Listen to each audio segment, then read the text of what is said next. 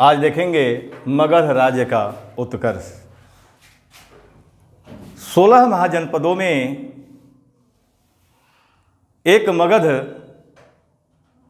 का एक साम्राज्य के रूप में आविर्भाव हर्यक वंश के साथ हुआ था। हर्यक वंश की स्थापना बिंबिसार ने किया था। तो सबसे पहले ये आप जानेंगे कि हर्यक वंश में शासक कौन कौन हुए थे, ठीक ना। तो यहाँ हर्यक वंश लिख लेंगे, हर्यक वंश। इसमें निम्न शासक हुए थे। पहले शासकों से अवगत हो जाएंगे। पहला बिंबिसार, और इसका समय 545 ईसा पूर्व से 493 ईसा पूर्व, 493 ईसा पूर्व इसका समय है। दूसरा अजातशत्रु,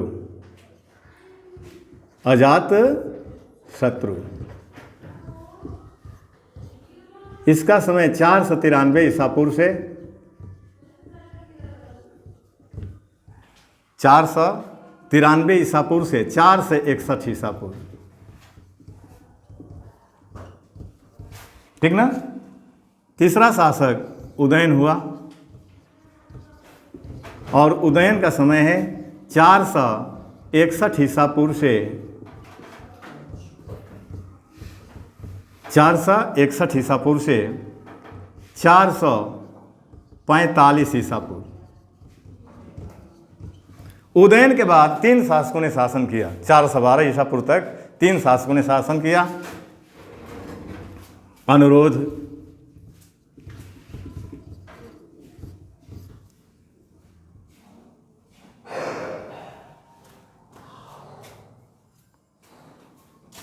शासन किया। उसके बाद इस वंश का अंतिम शासक नागदशक था।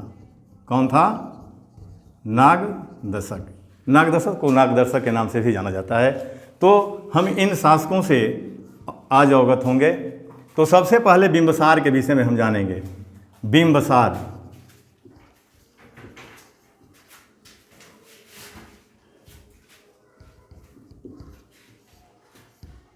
देखिए हर्यक वंश की स्थापना किसने किया था? बिंबिसार ने किया था, ठीक ना। तो हर्यक वंश की स्थापना किया। हर्यक वंश की स्थापना बिंबिसार ने किया था।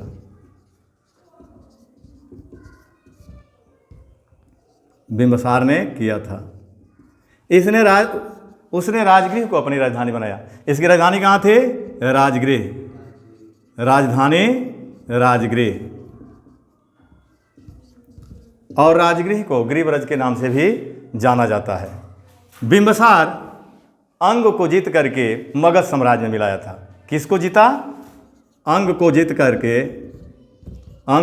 कर मगध राज्य में मिलाया,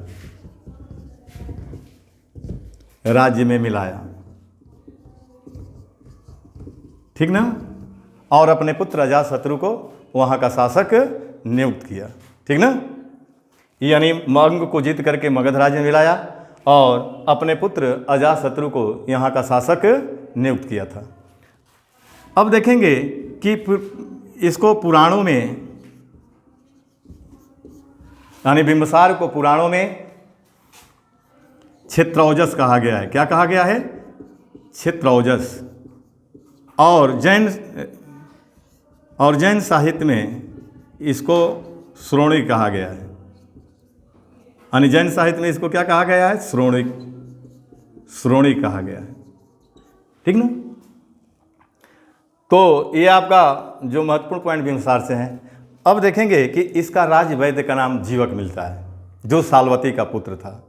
शाल्वती एक गणिका थी, उसी का पुत्र जीवक था और जीवक बिंबिसार का राजवैद्य था। तो इसका राजवैद्य कौन था?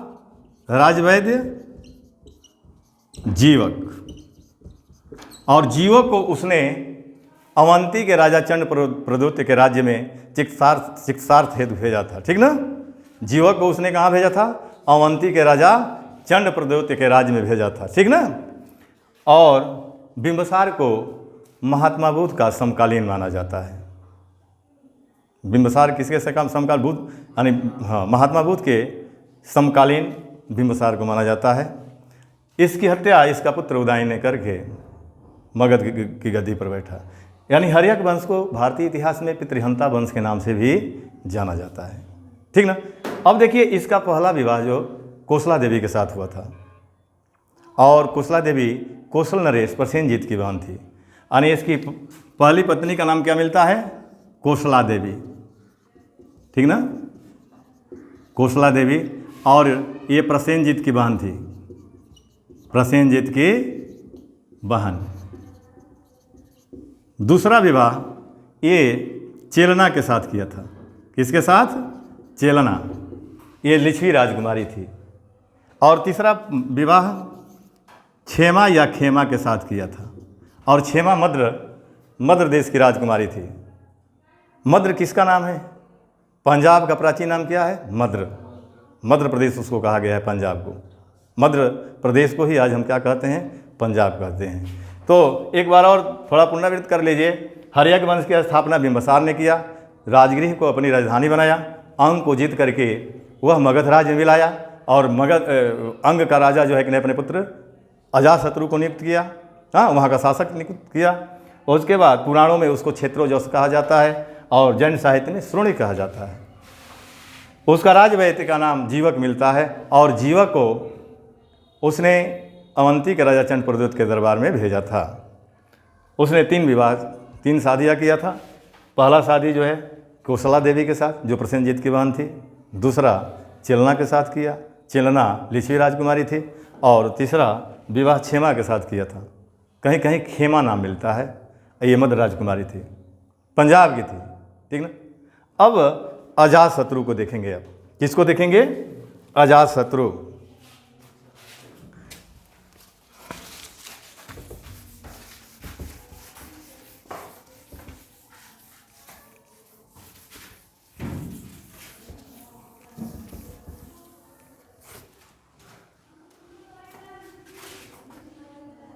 यानी हर्यक वंश का अगला शासक कौन था? अजातशत्रु।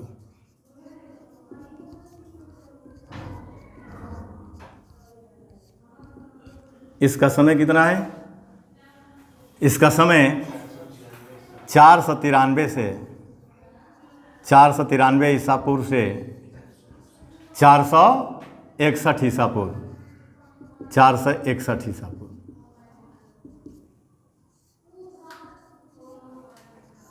देखिए, इसने क्या किया? अपने पिता की हत्या करके मगध की गद्दी पर बैठा था, और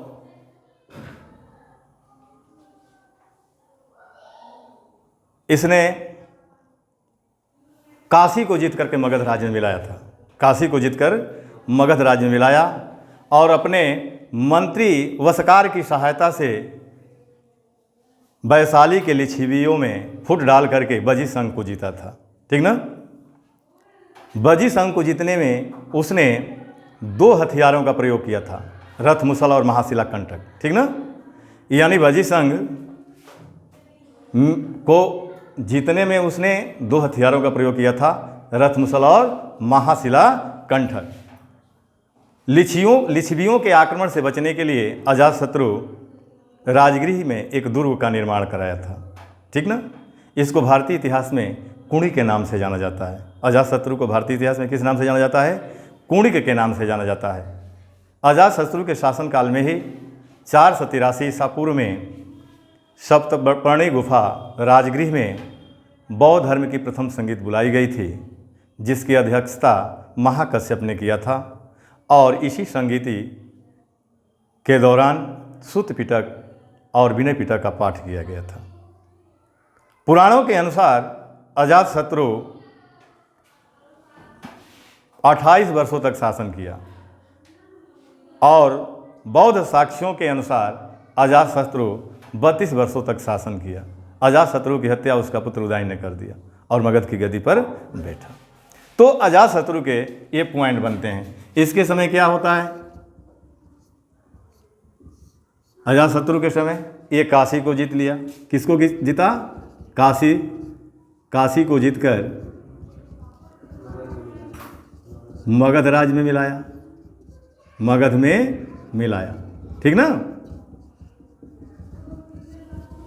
दूसरा पॉइंट, वैशाली के लिच्छवियों में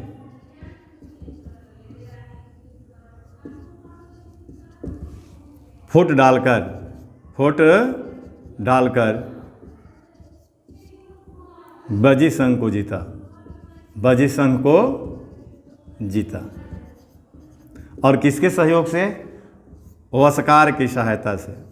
इसका मंत्री था वस्कार, इसका मंत्री था, इसी की सहायता से वैशाली की लिच्छवियों में फूट डाला था और बजी संघ को जीता। बजी संघ को जीतने के लिए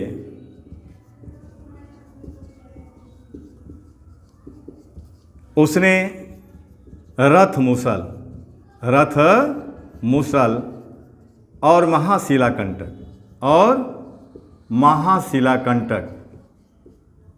शिलाकंटक नामक हथियारों का प्रयोग किया था। अगला पॉइंट, इसी के समय में 483 ईसा पूर्व में यानी सप्तपर्णी गुफा में, कहाँ? सप्तपर्णी गुफा में, यानी बौद्ध धर्म की प्रथम संगीत बुलाई गई थे। इसकी अध्यक्षता किसने किया था? महाकश्यप। अध्यक्षता किसने किया हुआ? महाकश्यप ने किया था। और इस संगीत में निष्कर्ष ये निकला कि सूत पिटक और विनय पिटक का पाठ किया गया। सूत पिटक और विनय पिटक का पाठ किया गया। ठीक ना। और इसकी हत्या उसका पुत्र उदयन ने 461 ईसा पूर्व में करके मगध की गद्दी पर बैठा। पुराणों के अनुसार ये 28 वर्षों तक शासन किया। यानी पुराणों के अनुसार कितना शासन किया? ये 28 वर्ष। और बौद्ध साहित्य के अनुसार 32 वर्षों तक शासन इसने किया था। ठीक ना। अब देखेंगे उदयन।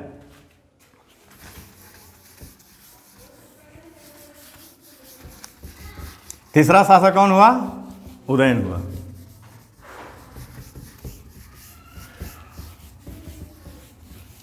देखिए बाबू, उदयन के विषय में जानेंगे। उदयन, देखिए, उदयन अपने पिता अजातशत्रु की हत्या के बाद मगध की गद्दी पर बैठा था। और इसका सबसे महत्वपूर्ण कार्य ये है कि गद्दी पर बैठते ही उदयन ने गंगा और सोन नदियों के संगम पर पाटलिपुत्र नगर की स्थापना किया था। पाटलिपुत्र का प्राचीन नाम कुसुमपुर मिलता है। समझ में आ रहा है ना। तो पाटलिपुत्र नगर की स्थापना किया और उसे अपनी राजधानी बनाया। ठीक ना। तो ये आपके उदयन के पॉइंट है। इसके बाद अनुरोध हुआ। उस अनुरोध के बाद मुंड हुआ था। ठीक ना। और इसके बाद नागदशक हुआ। नागदशक या नागदर्शक। तो ये 3 शासकों ने मिलकर के 445 ईसा पूर्व से लेकर के 412 ईसा पूर्व तक शासन किया। ठीक ना। नागदशक हर्यक वंश का अंतिम शासक था और इसको शिशुनाग नामक अमात्य ने अपदस्थ करके मगध में शिशुनाग वंश की स्थापना किया। तो यदि पूछा जाए आपसे कि हर्यक वंश की स्थापना किसने किया था, तो बिंबसार ने किया था। और हर्यक वंश का अंतिम शासक कौन था? नागदशक। बिंबसार मगध की राजधानी कहाँ बनाया था? राजगृह, गिरिब्रज को बनाया था। लेकिन जब उदयन शासक बनता है हर्यक वंश का, तो उसने अपनी राजधानी कहाँ बनाया था? पाटलिपुत्र। समझ में आ रहा है। तो आज यहीं तक रहने दिया जाए। ठीक, कल फिर आगे का वंश हम देखें।